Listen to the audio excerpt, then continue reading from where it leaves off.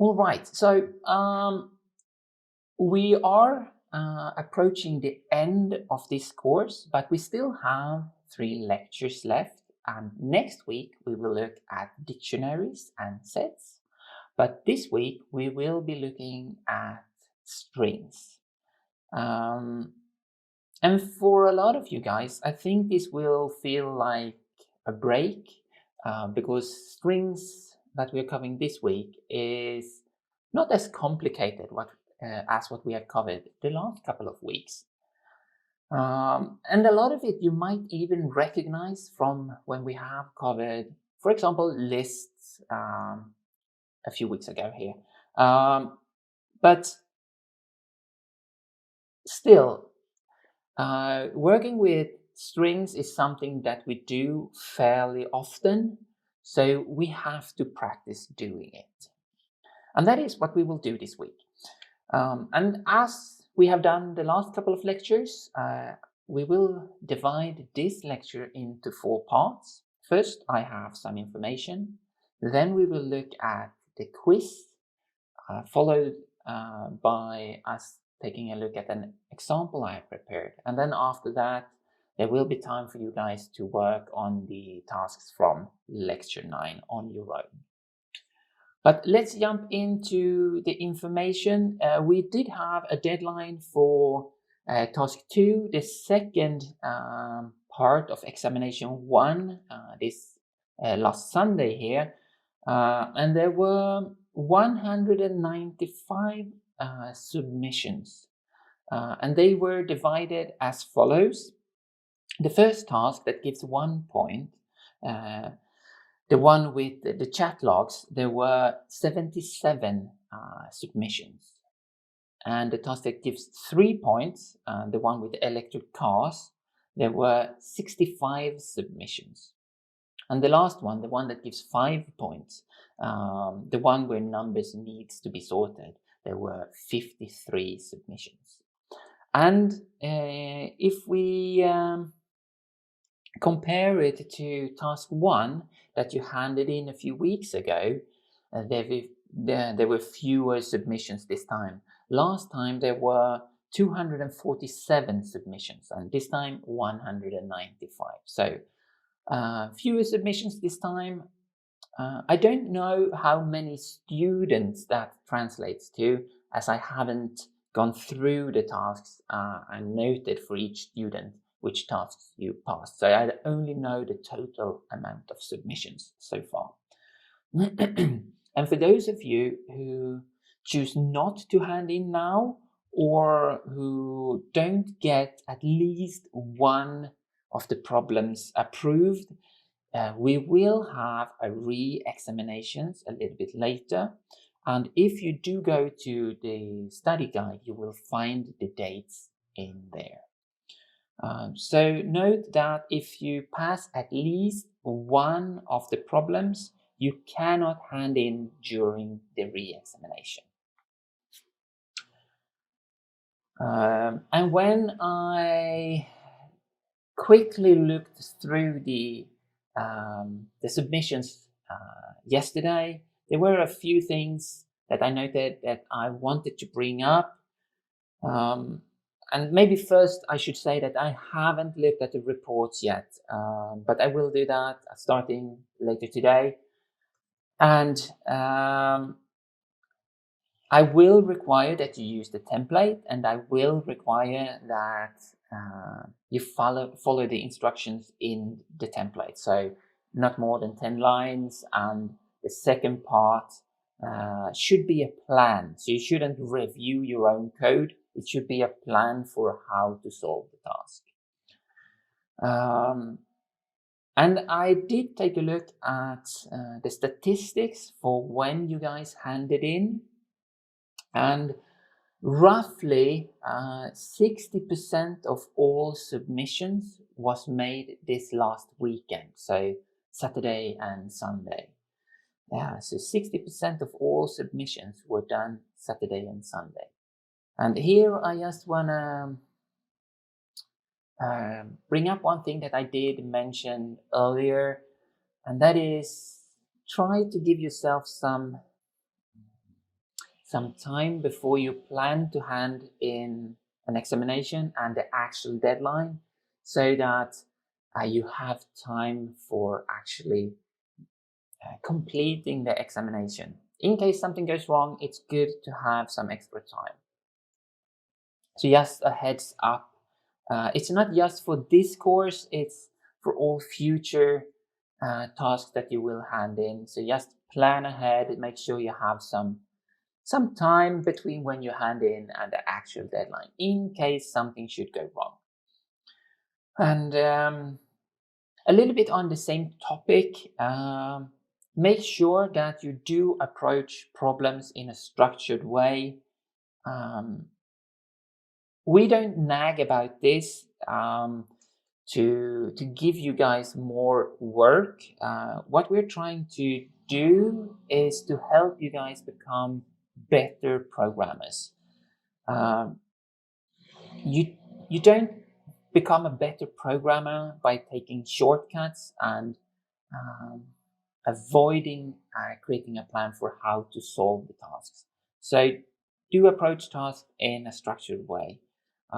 For example, do all the tasks from the lectures and the exercises, and use Polya's problem solving technique. If you do this, the examination task becomes so much easier to solve. One other thing, there were a few cases of suspected cheating. So I had to spend a lot of time yesterday handling that. And those students that are suspected for having cheated, they have already been informed about this. But I just want to bring it up because, as I've said before, don't cheat. The only one you are cheating is yourself.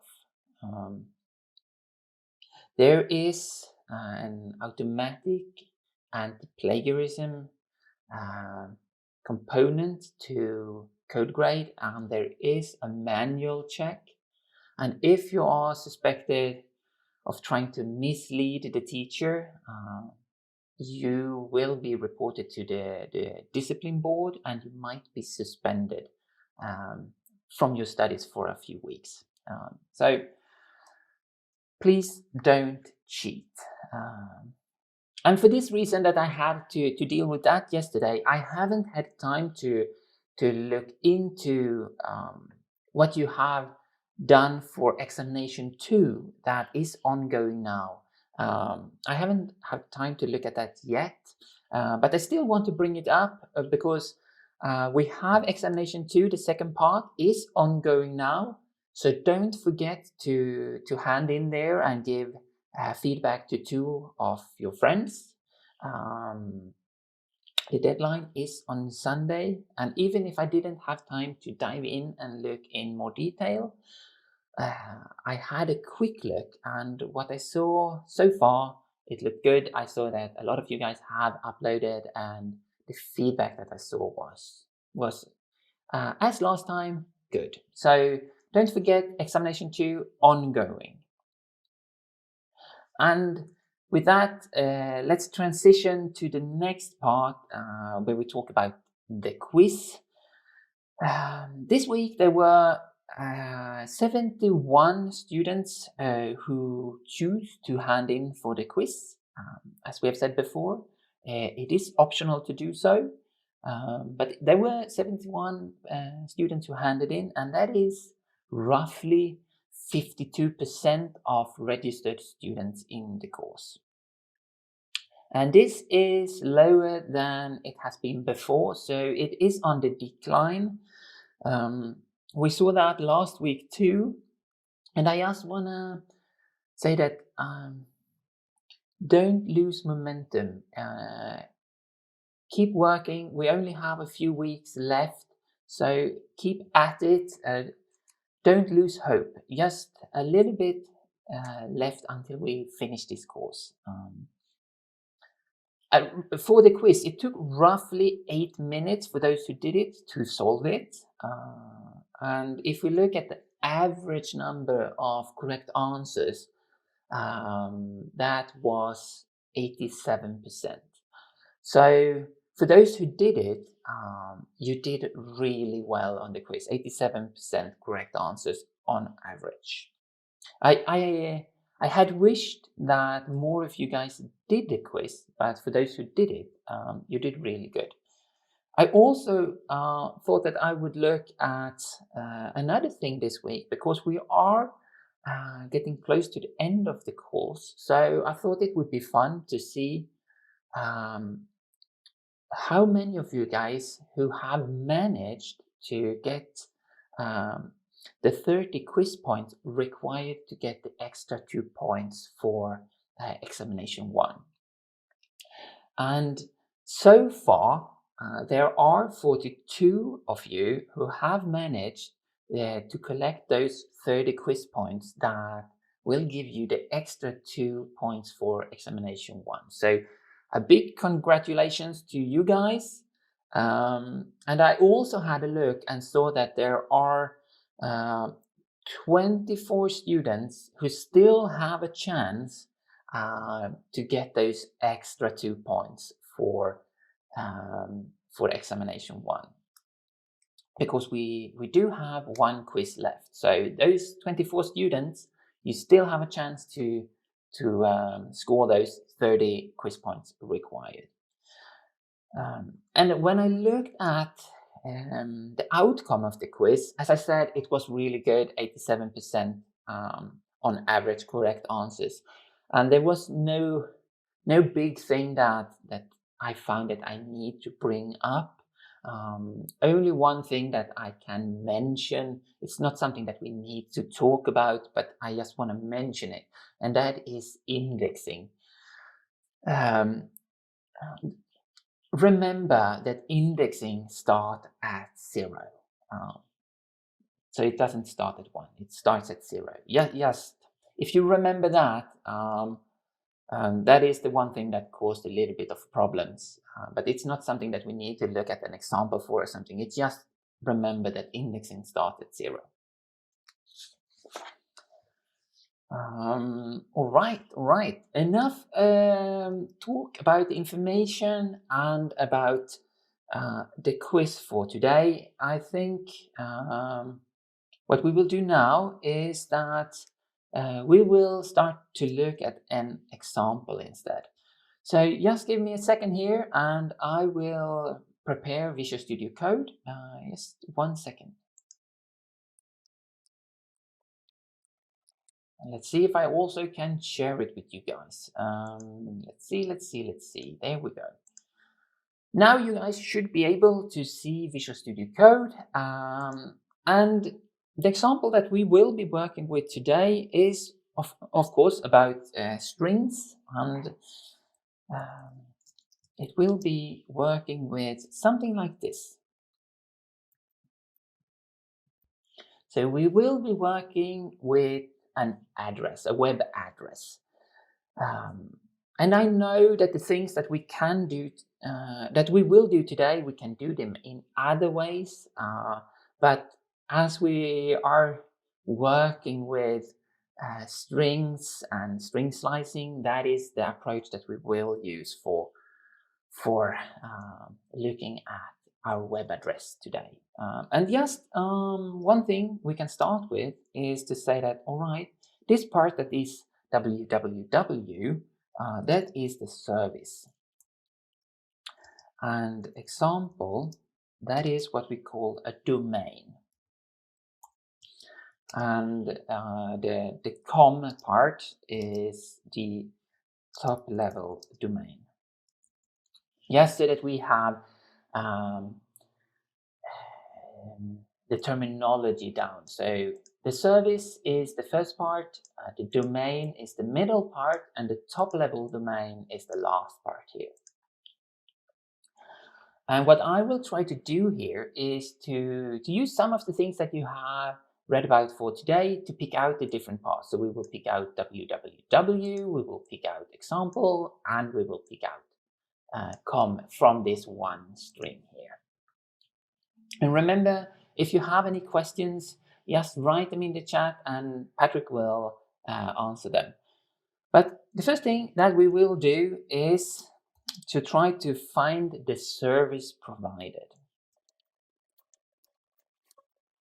So we will try to find the service provided. And I think I will try to do that by trying to figure out where this dot is. We see that, all right, it is divided by dots here, the address.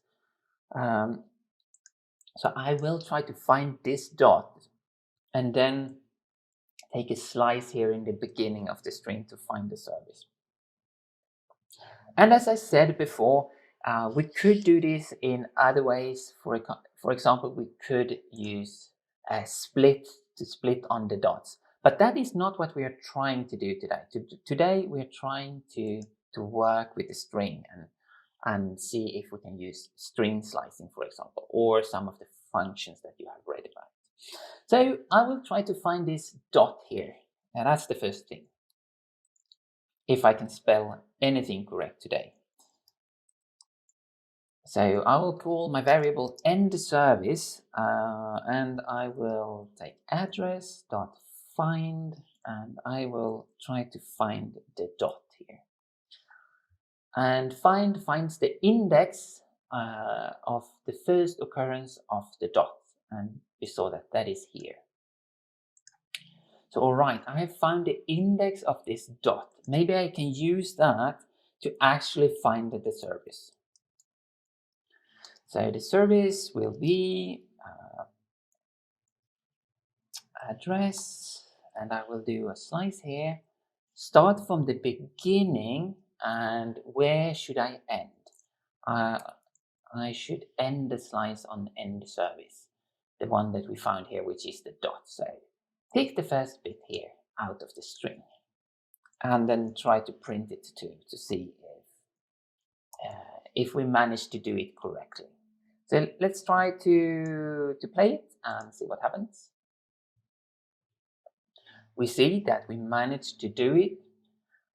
Hopefully it makes sense with this part here where we do the string slicing. So you start from the very beginning of the string and slice until the index of the dot. And remember that when we do this, the starting part is inclusive and the end part here, or the stop, is exclusive. So we don't include the dot.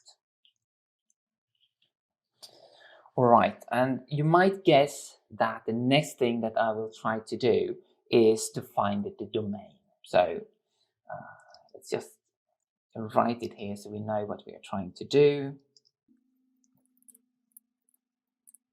So we're trying to find the domain name. And all right, we'll continue along the same line here that we will use slicing. And here we have to know where to start. So we need to know that we should start here on E, and we need to know where to end. So we see that, all right, it's this part here that we want to pick out. Finding the start, let's start by doing that. And we already know where the service ends because we use that up here to find where the dot is. So that we already have the index of the dot. And if I do that, +1, that would land me here where the domain starts. So, right, but where does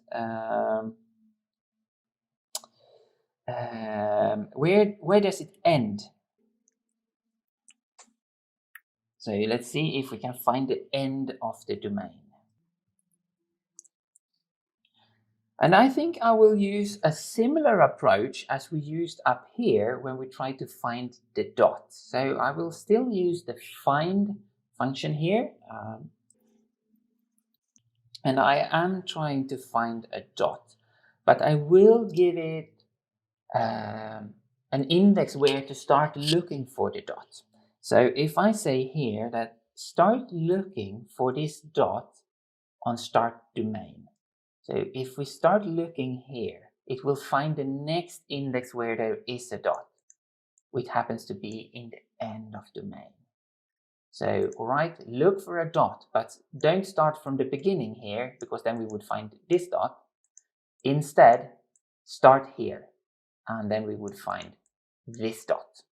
I hope it makes sense, and we will see that when we are using these two indexes here now to find the domain, we will get the domain. So let's see if we can find the domain name. Is equal to address. We supply the start index and the stop index, or I call it end domain here. And let's print it. And let's see if I manage to get it right. And we get an error here. String indices must be integers. This is fairly common to get when we are trying to do slicing. And if we take a look here, we have made a small mistake. We used a comma in here instead of the colon. So if we replace that with a colon instead, we'll see that now it picks out example. So remember, if you do get this error that we got, it is most likely that you have just put a comma in here instead of a colon. It's something that is a fairly common mistake. But so far, we have found the last two bits here. So let's see if we can also find the top level domain, the last bit here. So let's see if we can find the, I'll call it top level domain. We'll find only the top level domain. And the start, to find this one, we can use a similar approach that we did here, because we could use the end of the domain, which is this dot, and do +1. Then we know where the top level domain starts. So start of top level domain is equal to the end of the domain +1. And as I said before, if you have questions, don't hesitate to write them in the chat. And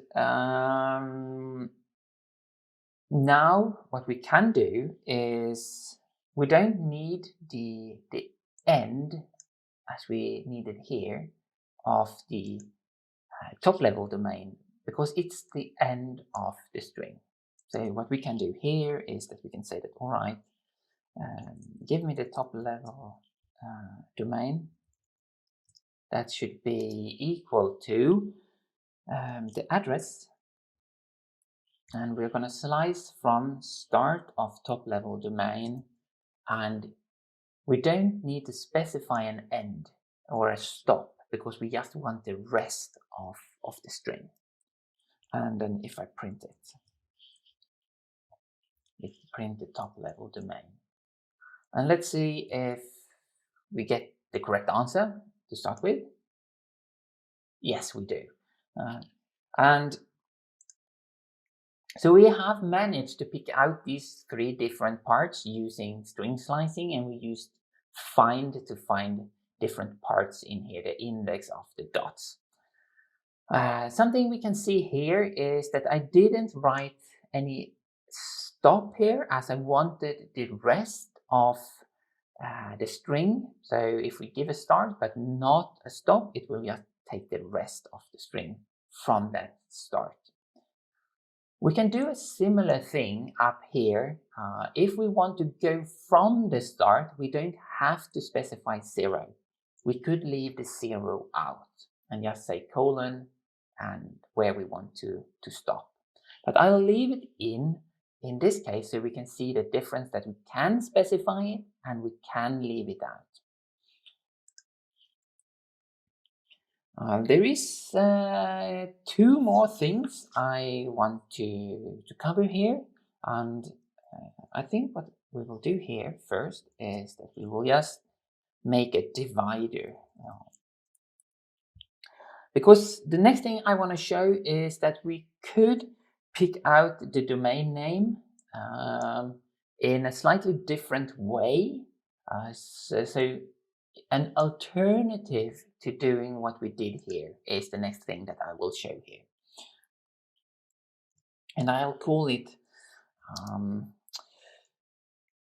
only the domain name again. And this is something that we can do from Python 3.9 and forward. And here, let me write the code first, and then maybe we can have a look at what I wrote.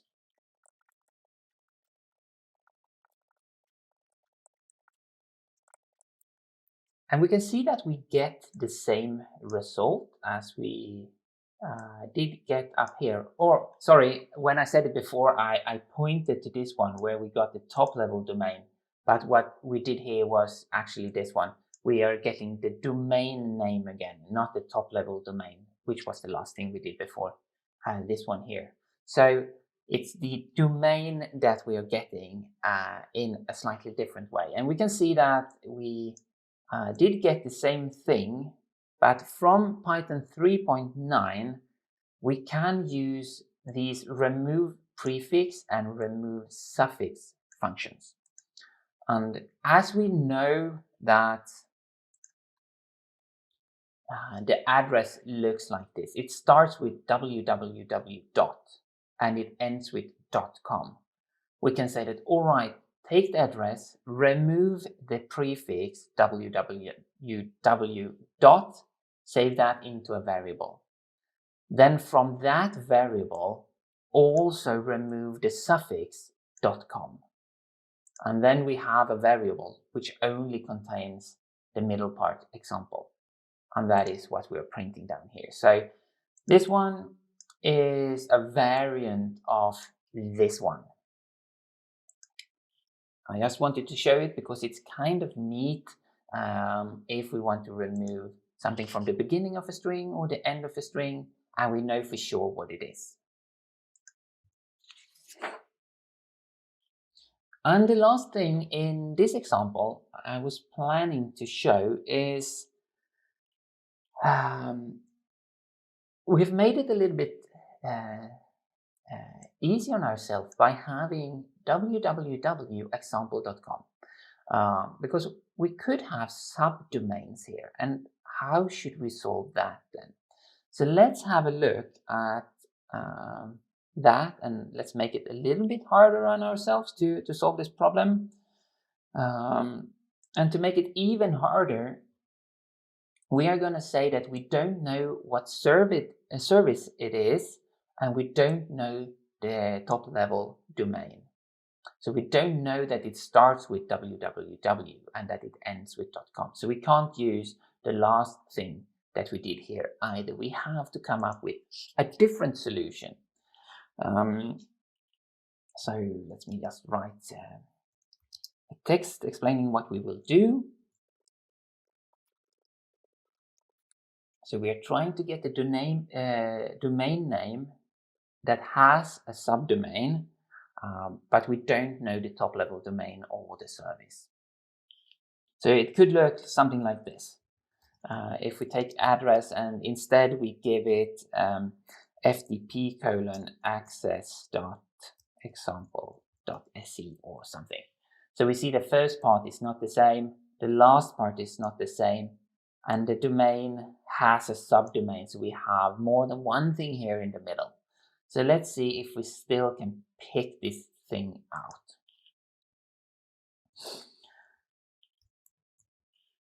And if we start, the start of the domain is fairly simple. We can use the same approach as we did before. So I could say that, all right, the start domain is address.find, and I'm looking for the index of the first dot. So that part is not different, but how will we find out where we should stop in the end here? And I will use the following approach, just so that we can work a little bit with strings and do a few different things with them. I will try to find out where we should stop by first reversing this string. So I will reverse it, and then this will be the beginning of the string. Then I will use the same approach as we used here to find the first dot, or the index of the first dot. So if I reverse it, I can find this dot the same way as I found this one. And then we know how many characters we have here in the end. So then we could subtract that from the total length and get where we should stop. So that is my plan for how to approach it. Yeah, so that we can fiddle a little bit with the strings here. So I will create a reverse address, and I will say that that is equal to address. And if I'm going to reverse this, all of this should be reversed. How can I do that? Well, I can loop backwards, or I can take a slice backwards. So I can start here from the end and I can go backwards. So I'll say that, all right, where should I start? I should start, I take the length of the address, and then I say -1. So the index of the last character is the length of the address -1. Remember, we started index 0. We mentioned that earlier during the lecture 2, that the first index is 0. So if I take the length -1, I will end up here, an index for the last E here in the address.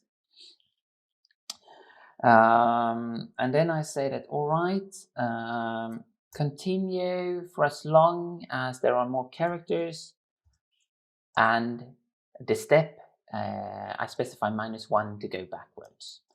So if we do this and then we print our reversed address, let's see what we get. So we see that we managed to reverse our string and get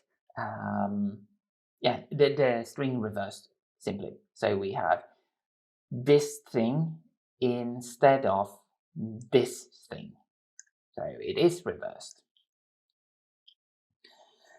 Now that I have it reversed, as I said before, now I can start looking for the dot from the beginning again, to try to figure out how many characters I will remove from the end here, or the index where I should stop my slicing when I try to get this part. But before we do that, there is one thing that I want to mention. We figured out which index to start at here. What was the index of this last E here? But we could actually do this a little bit simpler by instead specifying -1. And we see that we get the same result if we do that. So we don't have to start our indexing from the front, we can start from the back. And remember, -1 means the index of this character. But all right, let's continue on to try to find the index where we should stop when we are trying to get this slice. So the end domain, what should that be? And let me write the code first, and then we can talk about it.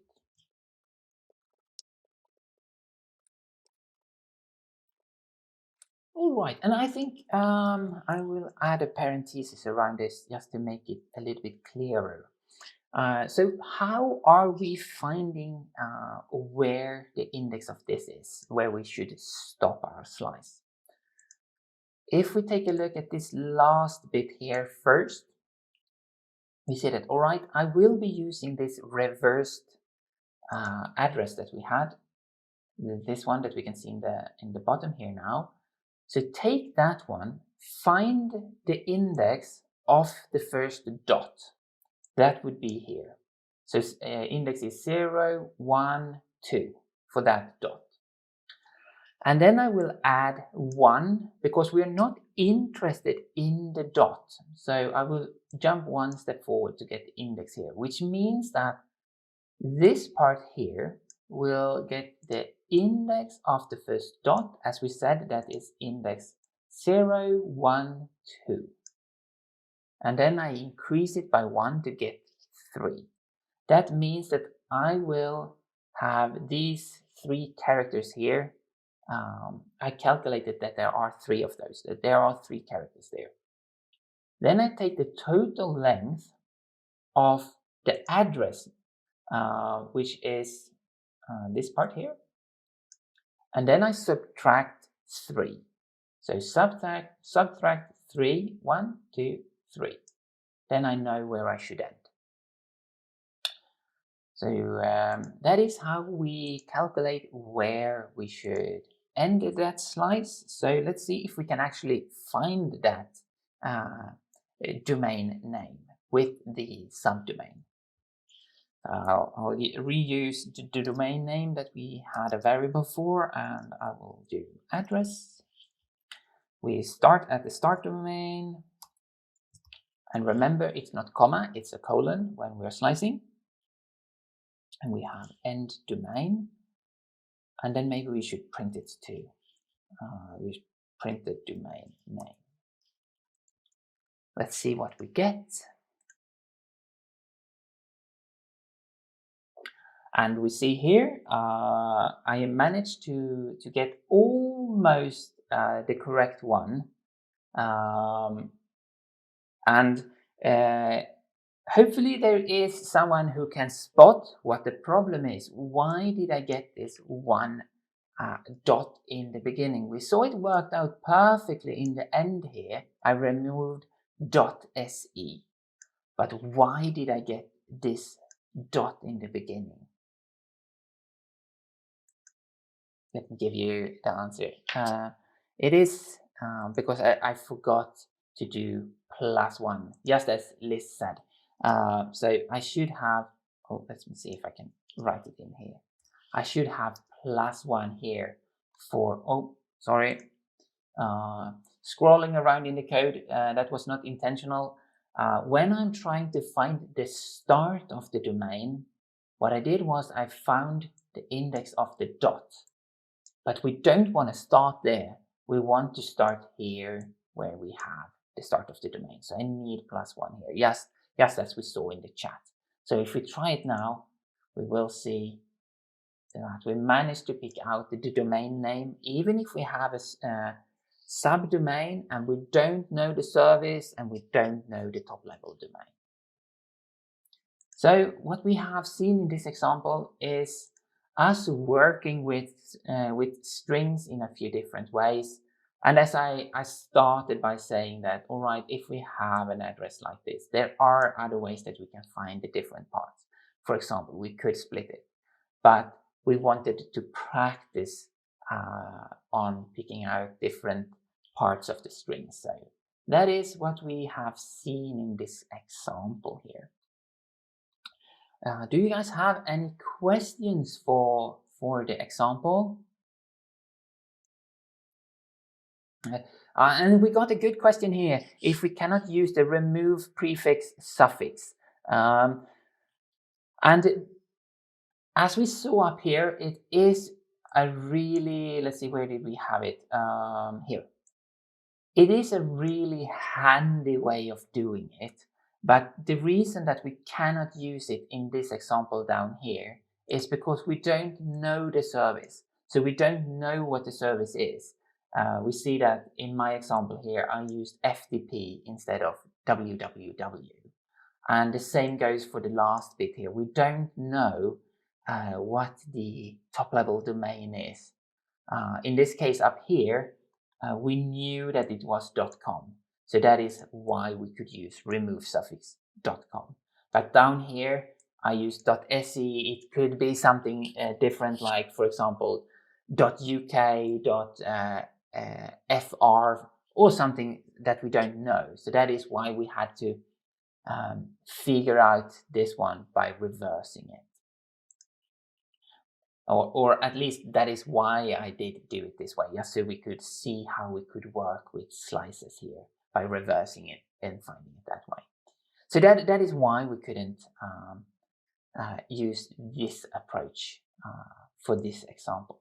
Otherwise, of course, if we do know the service and we do know the end, we could have used the same approach, and it would have been a simpler approach.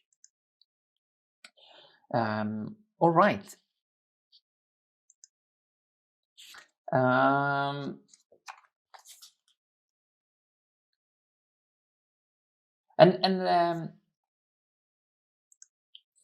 One last thing here, as I mentioned in the beginning here, this the workload this week is a little bit less than what we have had the last couple of weeks. So it's a little bit less demanding this week. But next week we will jump into dictionaries and sets, which is again a little bit more complicated. So even if this week is a little bit calmer, I do recommend that maybe you start reading the chapter and looking at the videos for the next week a little bit earlier than you maybe normally do. So in the end of the week, by Friday or so, maybe it's a good idea to start looking at what we will do next week, especially as we soon have the deadline for task 3. So we only have this week and the next week, and then there is the deadline for task 3 coming up fairly soon. All right, that was all that I was planning to bring up for today. So I will stop the recording here